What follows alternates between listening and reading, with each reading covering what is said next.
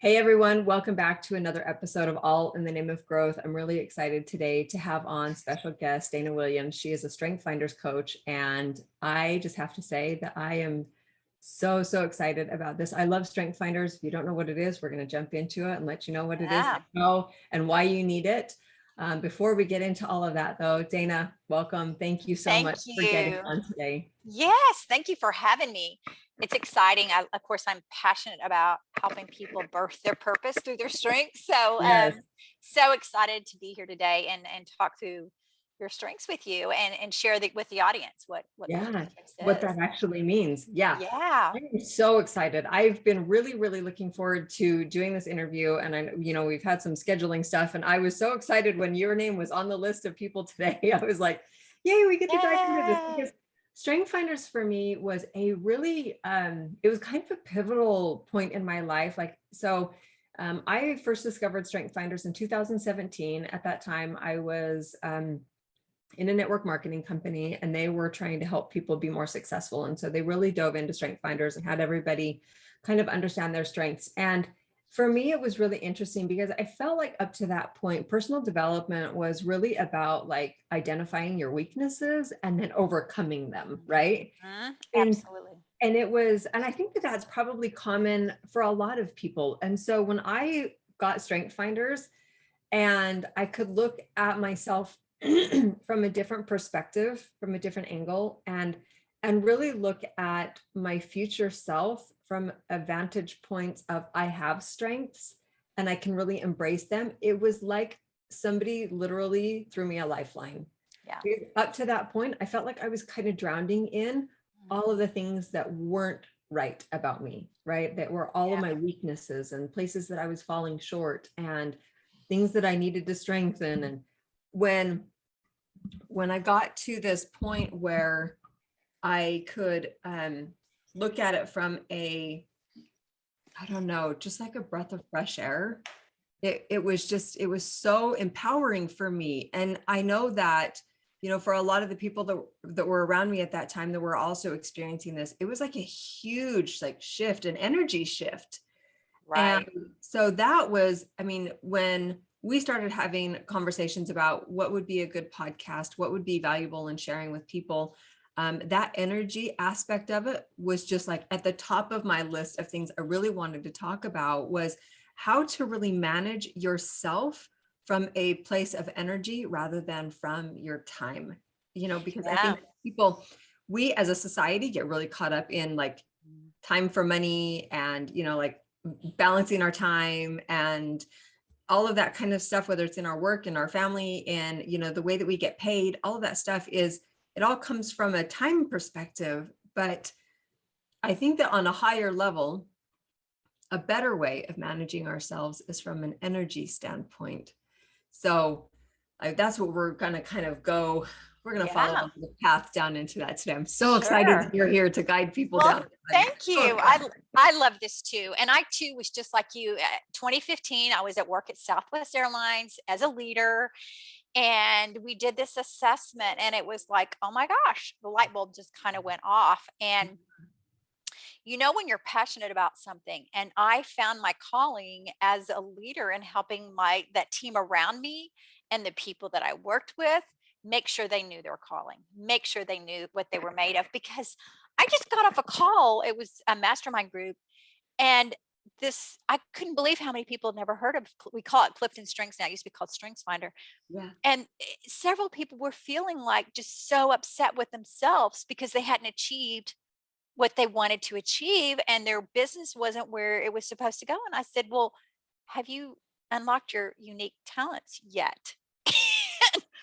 And they're like, what are you talking about? I'm like, oh my gosh, you are getting ready to go on a ride of a lifetime. Because once you find out how unique you are and that it's okay, and then you start living that, I call it living in your strengths every day, transforming your life and dominating your day, the world just opens up.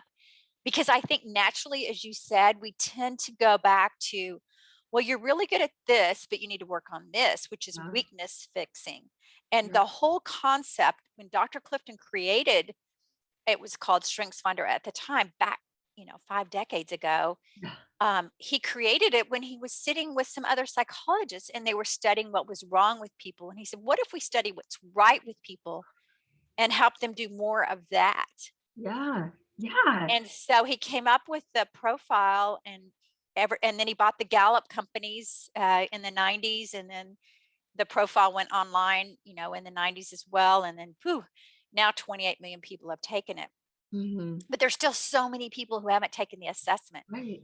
And what I like to do is help people understand what their unique talents are, because you're 1 in 33 million. So, Christy, you're not going to find somebody else that has the same talents that you have in that same order. And we get asked a lot, well, if I take it again, is it going to change? Well, what will change is they might move around a little bit in the top Right. 10, but your first one is usually your most organic one. So Mhm. I always tell people to go with that one if they can. But you can take the strengths assessment as young as 9. There are for kids. It's amazing. I love when families do this. Yeah. So there's just called Strengths Quest for kids. And then, of course, I had my husband take it right away, and my daughter and my son-in-law and Yeah. the whole family, my mother, everybody's got it. So it just gives you a really good x-ray on Uh-huh. your team, on your family. And we're one person, we're not 2 people. So Yeah. how do we help everybody be their best every day? Right. Right. So when you Yeah. talk about energy, that is the energy. When you're living in your strengths, you Yeah. are energized. Yes, yes, exactly. It was interesting when I first took it. My husband, obviously, he took it with me right away too. And 3 of our top 5 were the same, which Wow. happened to be competition was one of them. And it was Mm, like, oh my goodness, which it like all of a sudden made sense why we butted heads when we were in business, because my number 1 is achiever and his number 1 is learner, but we both have mm, competition. And those are 2 totally different yeah. paths on how you like like problem solve and view the world and like go through information.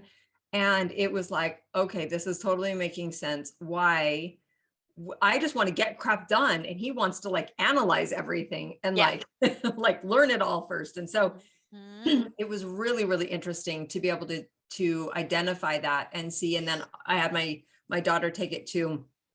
I haven't had my boys take it yet, but it was very, very interesting. And I also appreciated, so let's dive in a little bit sure. before I dive into my specifics of the things that kind of set me free and my energy free when I identified kind of what my strengths were. Let's talk first. Let's go through maybe my strengths so that it kind of is relevant and help people understand kind of why for me that was significant and how that can be significant for them in their lives as well. So why Sure. don't you first, so how many strengths are there in the profile? There's actually 34. So you 34. can there's 2 different assessments you can take, the top 5 or full 34. I like to have people take their full 34 because your Mhm. top 5 are with you all the time. You never leave home without them. Yeah. I call your 6 through 10 your back engine room. Those are always kind of coming along, helping you. Yeah. And we're not dealing with our strengths in isolation. Like you're not like you get competition. Your competition is working probably alongside your maximizer, your relator to get things done. And so you want to know what all of them are so that you can help spend your energy there. So those top 10 is your energy source. The ones at the bottom, say 26 through 34, those are your lesser talents. We don't want to spend time there because Right. you can only develop those about this much. Yeah. Whereas the ones in your top 10, they're infinite. You can Yes. just spend tons of time developing those. Right. So, and I want to give perspective here. So let's go. My bottom one is woo. WOO for those that are like, what did she just say? Yeah. Woo. Okay. Dana, explain to us what woo is. Yeah. So woo is winning others over. And woo gets its energy from meeting all kinds of new people every day, all the time. So for you, if you had woo and you were in the middle of a pandemic, I would say, Christy, get your butt out to a coffee shop right now and do your work there because you're going to get your energy from seeing all these new different people. Yeah. But because your woo is low, you're going to get drained. Like if I said, we're going to go to a cocktail party and you're going to meet 50 new people, you're going to go, Oh, but if I say, because you have relator, I'll tell you the difference. A woo goes into a cocktail party and they shake everybody's hand. They met everybody in the room. The relator goes into the cocktail party and has a deep conversation with 4 or 5 people at the most. Yep. And let me ask you something, Christy. Have you had relationships with friends since junior high, high school, college that you still connect with? Um, to a degree. Like a few. Yeah, yeah. I mean, Yeah. ones that we still follow each other kind of on Yeah. Facebook. There isn't like Yeah. a deep thing there, but I think that's just a personality. Yeah. But yeah, there are Yeah. definitely, but And from like fifth grade, yes. yeah. So there we go. People that have relator usually have some deep friendships that they've kept for their whole life. Yeah. And they might not see that person for 10, 15 years. They might see Right. them once a year, but they Yeah. go deep, go Yeah. very deep.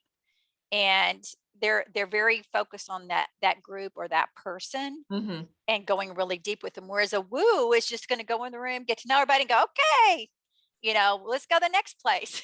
Right. Does Right. that Let's make go have sense? some more fun. Yes, Yeah. Yeah. exactly. It's interesting because so in that business that I was in, we were pretty high up in the company. I had like 17,000 people on my team. And so every year we would have Amazing. yeah, it was amazing. It was such a blessing. So we every year would have convention, our annual convention, right? And all of these people would fly in from all over the country. And, I mean, I wasn't having 17,000 people there, right? There's just like a handful of people that really show up in that way. But there could be at a time between 50 and 100 people there, though. And they were all on my team, and I was the leader of the team. And literally, it was great because I love connecting with these people and they mattered to me. And I liked those, relationships, and I liked having those conversations. But I tell you, by the end of that week, I You're was done, exhausted. Yeah. totally exhausted. Yes. And it always felt to me, because there were other people in the business that were like, oh my gosh, that was the best thing ever. And they're like shooting confetti out of their head, like they are just like, it was amazing for them. Right. And I'm like, what is wrong with me that See, when there's I nothing get wrong. done? Right. Exactly. And so getting into strength finders and recognizing the bottom numbers as well as the top ones helped me to be like, okay, this is all making sense, why I Mhm. am the way that I am and who I am and how I interact and how I process and how I, go after my goals. And like, it made sense to me. Like it just Mhm. brought my personality out and was like, this is who you are. And this is why Yeah. you are the way you are. So it was very like releasing in that energy aspect, that it wasn't about, like that time management or about overcoming weaknesses or any of those things. It was really about getting in my zone of where my energy lies, and really being true to that and allowing myself that place to thrive, instead of always feeling like I wasn't measuring up because so and so was doing it this Mhm. other way, and Yeah. that wasn't a way that I felt like I could do it. And if I tried it that way, I was going to be working against myself. And going from a place of strengths help me to work with myself, with my strengths, and be in a place of like thriving. So Yes. let's kind of look at the top numbers now. So mine are, so in strengths, they're categorized in 4 different kind of categories. So why don't you Right. give us an overview of what those are first? Yeah. So there's 4 domains. So each of these go into a domain. So the first domain, and I think of it as relationship building, and then influencing, and then strategic thinking and executing. Mm-hmm. So what I typically do during a workshop or doing a coaching session is have people fill out where they are in each of those domains. Mm-hmm. And then you kind of see, oh, no wonder I'm really high. And so you've got a lot of executing and you've got a lot of relationship building. Um, you've also got maximizer, which is influencing. So Right. you've got a little bit of both, but there's no people go, okay, well, what is the profile for this position or for Right. a CEO or for, I was like, there is none. There is no, we are all so unique that it just helps us know where our energy centers are. Yeah. And so you get your energy from getting things done and from relating with people. But you also can influence. Mm-hmm. So, and I think a lot of people we're all comparing ourselves all the time to other people. And what this helps you do is stop comparing and saying, just stop comparing. I'm me. And then you can say, hey, I'm getting ready to go into a big session with, 5,000 people or whatever it is. I'm going to need to give myself a break afterwards for a couple of Right. days, Yep. just to kind of debrief, because I love, my relator loves having deep connections with all these people, but I Right. need to pace myself Mm-hmm. because otherwise I'm going to be totally drained. Mm-hmm. One thing to keep in mind is our strengths are amazing, but they can also be a basement for us. They Mm-hmm. can be a balcony or a basement. A balcony is your competition's like, let's have this contest, let's get going, get everybody excited, use your maximizer to influence them. But then the basement of that is that everything's a race, everything's a Right. competition. And Oh, so you have to kind of balance that out and make sure that uh-oh, I just went in the basement, or that's become a hindrance for me. yeah. How do Yeah. I And so what I train people to do is to think about what they've got to do each day and then apply which strength they're going to apply to that Mm. to make it get done. So you might be, applying several of your strengths. And we Yes. can talk through that. And that's where you get the energy. If I told you that you're going to have to go speak and talk to, 10,000 people, whatever, and spend all day with them, that would be great. You'd get energized, but you would need to make sure that, you are getting your other talents met, because you would be drained by the Yes. end of the day. Very much so, which is very interesting to be able to look back on instances in my life where I could see the strengths coming through. So like there was a time when I was in college, I was in an entrepreneurship class, and they had given us a team building exercise where we all went out on the lawn at the college or the university, and they wanted us to get from one point to another point on these like stepping stones, but along the way they were going to start removing stepping stones. And we had to get everybody in the class across together. There couldn't be anybody left behind. And it was really interesting. I just kind of sat back and was watching people like, okay, is anybody like going to step up? And, so a couple of people did, and they were like, well, let's try this. And, it kept failing. And so I just jumped in and I'm like, okay, let's, like I couldn't stand it just sitting there anymore, watching people failing at what they were doing. And so, and we got everybody across. That was great. But I also recognized that so that whole like competition aspect of it, when I very first started my wellness business, back in 2012, I didn't really know anything about like timeframes of when it was supposed to take to become X, rank of successfulness or whatever. Mhm. I didn't know any of those things. All I knew was that there was a rank and I wasn't it. And so it was like, oh, I'm there. And so it very much kicked in. But what you're talking about in the basement aspect of it is that after 2 years of running full bore, I had total adrenal fatigue. Yeah. And I was out. Like it was like, done, you're done. And Mhm. there was a lot of things I couldn't do because my body literally was shutting down on me. And so it is interesting to come at it from a place of recognizing what can make you good can also be a hindrance, right? It can Right. also be something that can hold you back if you don't figure out how to harness that energy proactively rather than like reactively or in a place that is detrimental to you. And, we have this hustle culture, and a lot of people get sucked into this hustle culture, especially like achievers and people that have Mhm. significance and people that have competition. It's easy for those kinds of people. And I'm saying that from a place of experience because I have all of them. Yeah. It could be really easy to get sucked into that hustle culture. And as I've come out of that kind of burnout that I was experiencing and looking back on all of that and looking at my strengths, I can see those kind of points where it's like, it's best for me to not participate in that because I know it's an all or nothing for me. And it's not good for Mhm. me to be in that kind of space. Um, which helps enable me to be better, right? So a couple of things you just said there, and I want to make sure the audience knows your top 10. Did we go over your Okay. top 10? No, we haven't yet. So Let's I go think through that that. might be good. Why don't you tell them your top 10 so that they know those, so Okay. that I we don't can. think I didn't write down all of my Okay, so you stuff. I have can give it to you. achiever, competition, significance, maximizer, relator, futuristic, adaptability, focus, strategic, and self assurance. So, when you told the story about the competition at school and Mhm. how y'all had to get everybody across, and nobody was kind of, we kind of look around and think, do people not see what I'm seeing here? That was your maximizer and your competition working.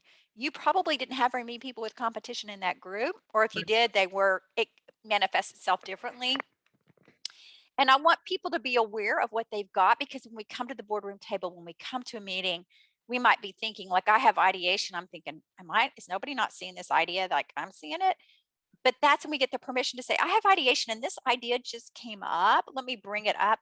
But it becomes a language for us to use with our peers, with our coworkers, with our family. And so in that situation, you did it. And I think it was your maximizer, your achiever, your competition saying, let's get this going. Right. But I also love the fact that you talked about that we can stop and say, I better not participate in that because it's going to take me over the edge. And that's what I tell people. Think of these as your superpower, and they're knobs, and you can turn them up or you can turn them down. Mhm. So there was a lot of times I had to turn my ideation off in a meeting because I don't want to be throwing out ideas, just be throwing out ideas. Right. I'd write them down. So I'd turn it off. I'd turn up my strategic. I'd write down the ideas. I'd listen at the end of the meeting. If I felt like something needed to be said, I'd say it. Yeah. But that was using it. But the point is, when we go in the basement with one of our talents, we always have another one in the top five we can pull up.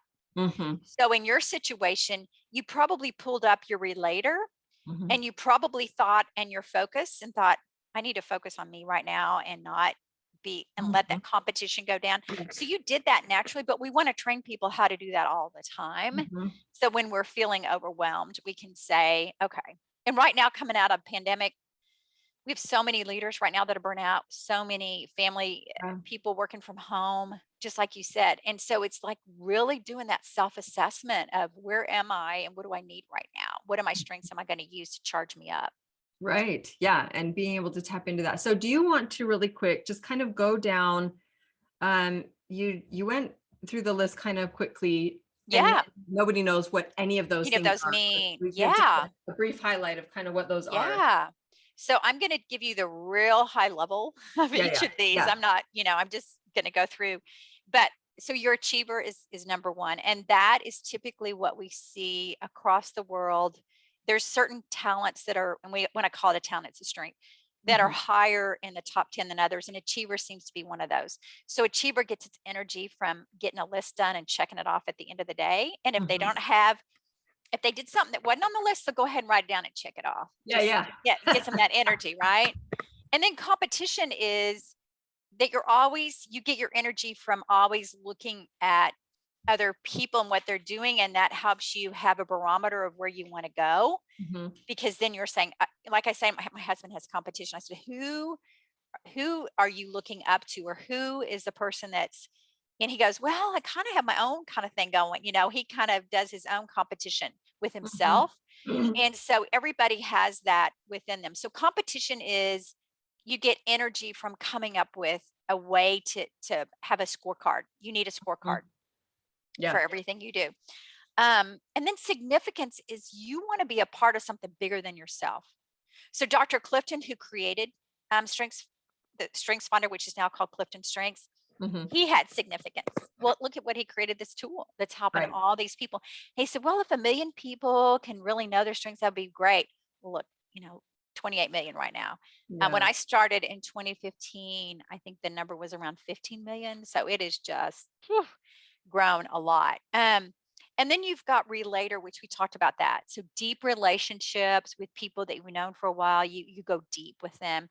And then futuristic, I have that one as well. We can paint the picture, and we can paint the vision for what it looks like. And a lot of people can't see the future because they don't have futuristic, so they don't even know what you're talking about. It's like, Mhm. when I ask people to tell me what their legacy is, you could probably easily come up with something because you've got futuristic. Mhm. People that don't have futuristic have a little bit harder time doing that. And then adaptability, it's like, go with the flow. If right now we had trouble getting started on our Zoom today, you're like, okay, it didn't stress you. You were just adaptable. Yeah. But you quickly focused us in, which is your next one, focus Yeah. on, and focus are the people in the room when everybody's, talking about what they're going to do and execute. They're the ones, okay, this is what we're going to focus on. Yeah. And if they don't do it, there's focus is one of the ones that's we don't see that as much. So Mhm. it's a good one to have. And then strategic is like a puzzle, or the other metaphor is a 5-lane highway. You're always figuring out which lane is next.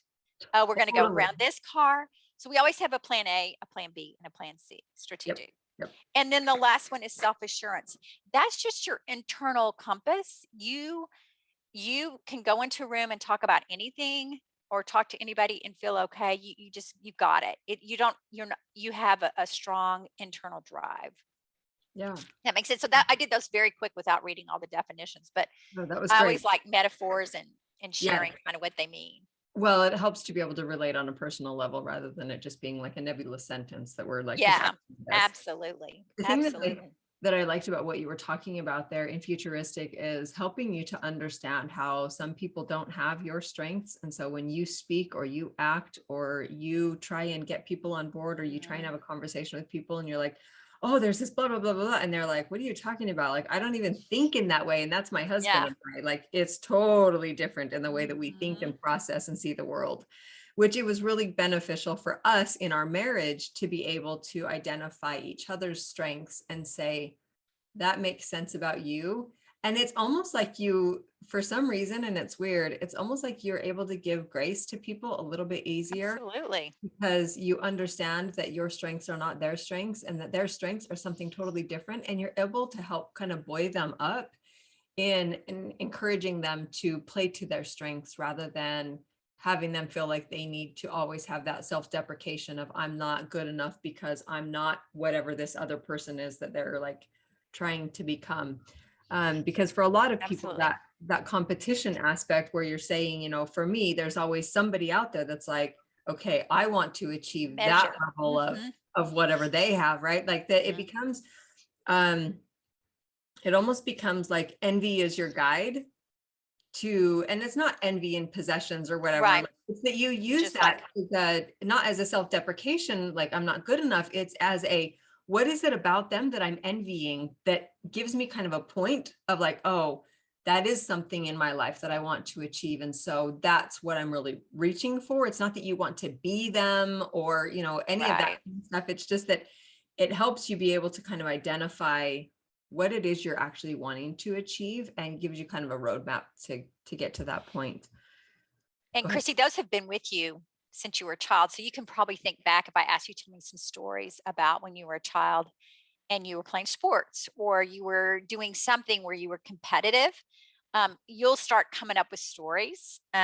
Typically that happens. And so that's why we start strength spotting with young kids, and especially with your boys or teenagers. Are they? Yeah, I was 16 and 11. So you can start really strength spotting with them too. If they haven't taken the assessment, you'll start seeing things they do.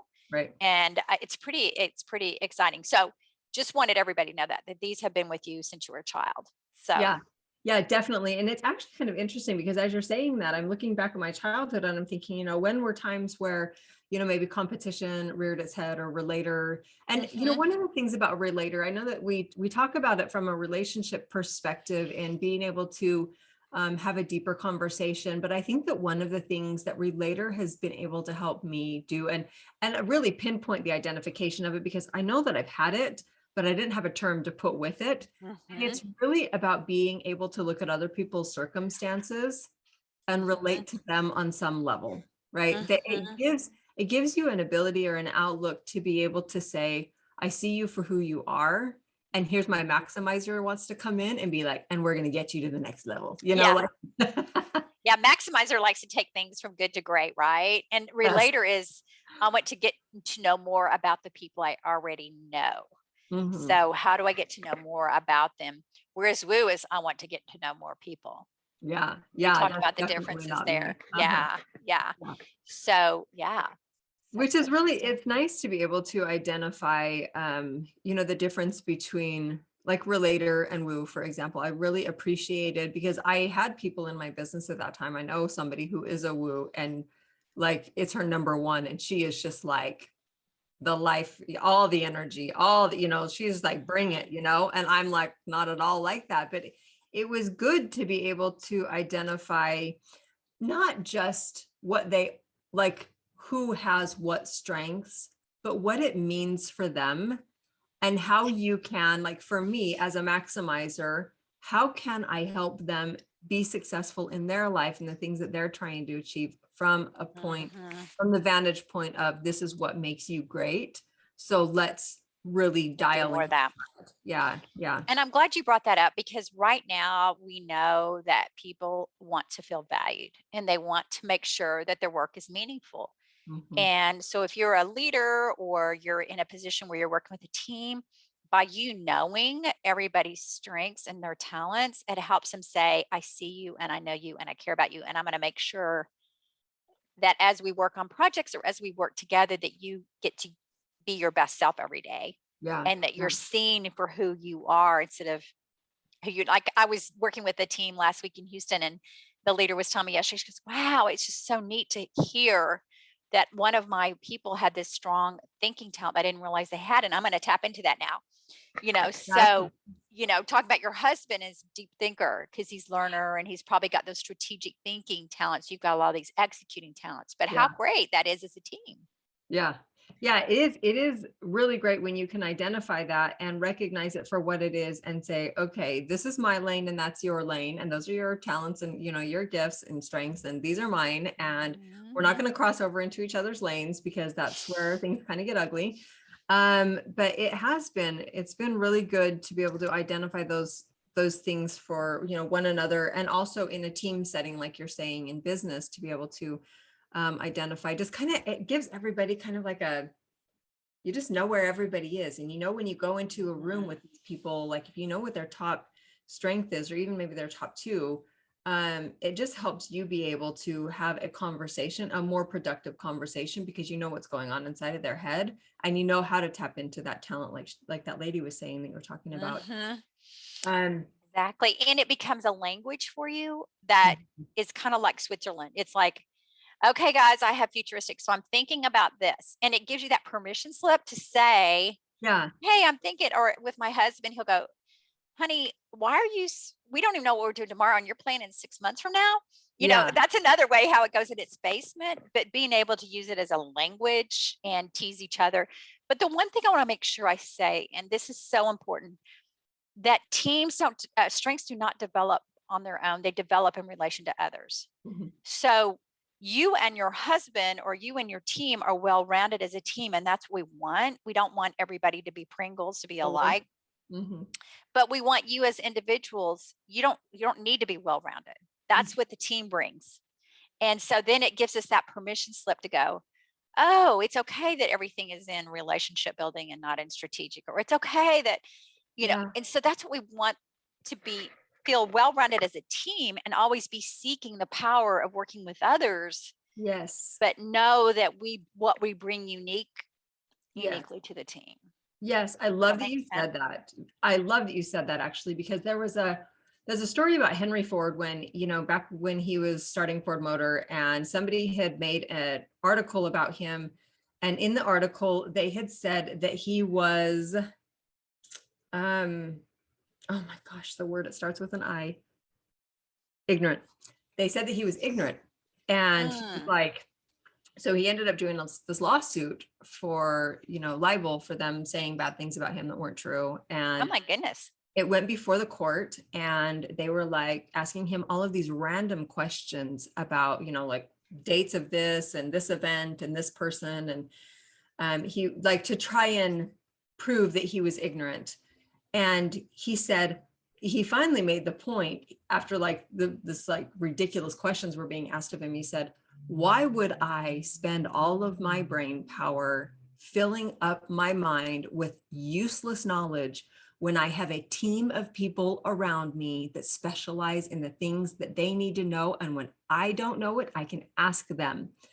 And it was like, kind of silenced the courtroom at that point. But it was such a great illustration. And like what you were saying, it's such a great illustration in your team aspect of it, And this, we can talk about team in business, or we can talk about team in your family, right? It works in both ways, or even in your friendships, that when you surround yourself with people who are different than you, it gives you people to be able to tap into, so like for mine, relationship is not in the top of my, like in my domains, right? It's not like my strongest domain. And so surrounding myself or building a team where there are people that do have relationship as a strong suit for them helps me be able to go to them and say, okay, I'm coming up against this thing. I want to make sure I am including this group of people. How can I do this in a way that speaks to them as well, instead of a let's just get crap done, right? Like, because that's how I go about it, is like, everybody focus, let's get this done, instead of like, let's all There's your come focus. alive. Yeah. Right. Yeah. And I tell people when they say, oh, I don't have as much in this domain, what we say is, well, this is how I get my energy, and this is how I get things done in my other domains. It's by being in those other domains. So I have a guy that has restorative. So he gets his energy from fixing problems. Yeah. So we had a problem. He's like, I'm on it. I'm on it. I'm like, yes, you go fix that and just tell me.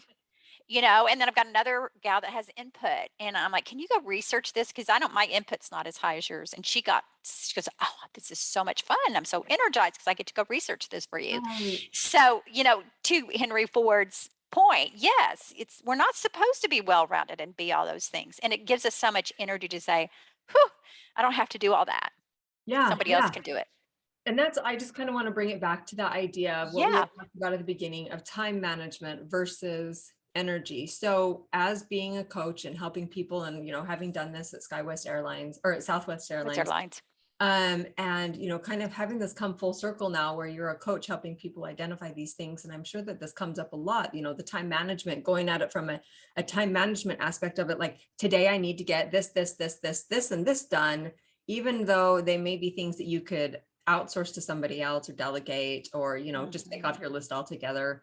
And versus doing it from a place of, these are the things that are going to energize me and help me keep moving the needle forward. So can you talk about that just for a minute? Absolutely. And so I could not find, I'm a person with ideation and strategic and futuristic. So I have a lot of thinking talents, but I need frameworks, because otherwise, so I could not find a framework when I was working with strengths that would help me live in my strengths every day. So I created one and got Gallup to license it. And it's called the Strengths Journal.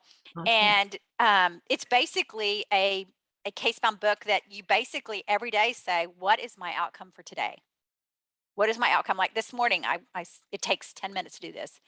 And then why is that my outcome for today?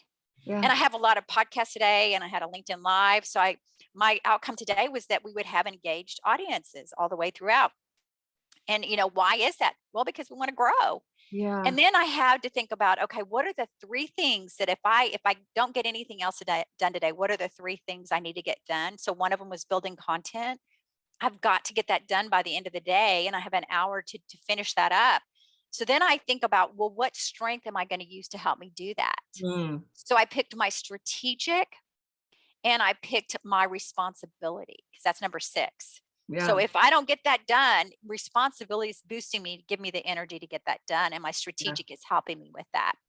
And then, so that is an example. And then I put my lower priority tasks. And at the end of the day, I said, what am I grateful for today? I say, I got to meet Christy and be on her podcast. It was so much fun. And then what did I learn today? Or what was a fear I conquered today? And why? Because if we're not learning and conquering through fears, we're not growing. Yeah. And so, I learned today that I need to really focus. One of the areas I want to focus on as I'm developing my business is personal branding, because there's so many leaders out there right now who don't know their personal brand.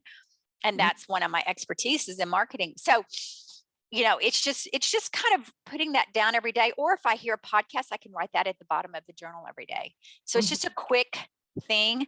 The other thing that is really big that we went through in COVID that Gallup has been doing for 20 years is well-being. So at the end of every week in my journal, you can actually write down, how did your well-being, and you score yourself. How did you do in faith, in your fitness, in your finances, in your friends? And you kind of rate that. And what we know through COVID is that 7 out of 10 people were suffering Mm. because they weren't connecting with others, Huh. They or were they weren't, struggling. or their physical, like me, my gym membership kind of went out the wazoo. So it helps you measure that quickly and then think about what strength to apply. So when I realized I wasn't physically doing what I needed to do, I used my futuristic think, well, if you keep doing this, your body's not going to look like what it needs to look like. Yeah. Yeah. So that is what boosted me to get a trainer and get going. And Hmm. so we measure that every week. We measure, what are the blind spots? One was a great moment I had last week, and what strength was I using? So it helps you kind of measure all that. And the nice thing about journaling in that way is that one, it sets your intention for the day. So you Mhm. know, first of all, what you're attacking, but also it is nice to be able to look at it and say, because I think that sometimes we come up against things in our life that they just feel so big. And they're like, Yeah, I don't know how I'm going to do this. But being able to look at your strengths and say, I actually have the tools to necessary do to this. complete this task. And I'm going to just tap into that aspect of myself to be able to get this done. Yeah. And it removes that fear aspect, like you're saying. And Mhm. so at the end of the day, you're able to say, okay, I was able to overcome this fear by doing Mhm. this, or like to really evaluate that. And the nice thing about then doing the weekly aspect of it is that then you can look back on your week and you have every day the things that you worked on and the things that you were overcoming. And there are going to be days that you're like, these are all the things I want to accomplish today. And at the end of the day, you're going to be like, I didn't get anything done today. Or, today was really hard, or it was a Mhm. struggle. Or, when you're honest in your Mhm. journaling at the end of the week after week after week, it allows you to see a pattern of where you are in your best energy and where you're falling short. And so you can kind Absolutely. of pinpoint those places to be able to say, okay, well, that week it was totally off. And here's some of the maybe the reasons Mhm. why. And, like being able to, you can't fix what you don't acknowledge. And so it helps you be able to look at your life from a place of proactivity rather than reactivity. And you're able to not just be like, yeah, there was that tough spell I went through. I'm not sure what was happening there, but let's move on. You can look at that and be like, okay, that was a tough spell. I don't ever want to live through it again. Let's acknowledge it for what it was, why it was there, and how we Mhm. can overcome it in the future. And then let's move on. Right. Absolutely. Instead of waiting for 6 months to review everything, or a year, "Oh, how did last year go?" I said, We gotta look at our life every day, and that's why I call living in your strengths daily, Yeah. transforming your life and then dominating your day, because you gotta live in your strengths daily if you wanna transform yourself. Yeah, Yeah. it's true. It's true. I love that. I love what you're doing.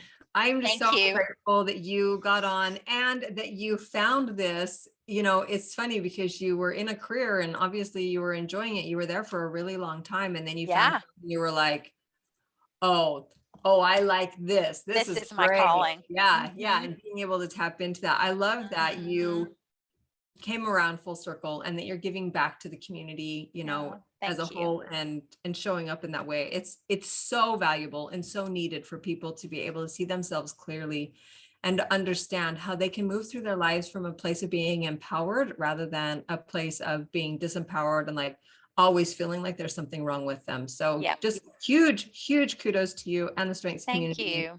and being able to, show up in that way. I love what you guys are doing. Well, and Christy, thank you for having me here, and thank you for this platform to help your audience be their best self every day, and Yes. giving them this information, because I think there's a lot of people that don't have this information, and I keep being reminded of that. I think, don't they know this? This is like the best kept secret in the world. I know it's like the So futuristic aspect where you're like, doesn't yes, we got everybody to help do these this? people. That's great. Yeah. But thank you so much for having me. It's been Yes, great. thank you. I appreciate it. Yeah. All right, we'll catch up with you later. Okay. Thank you.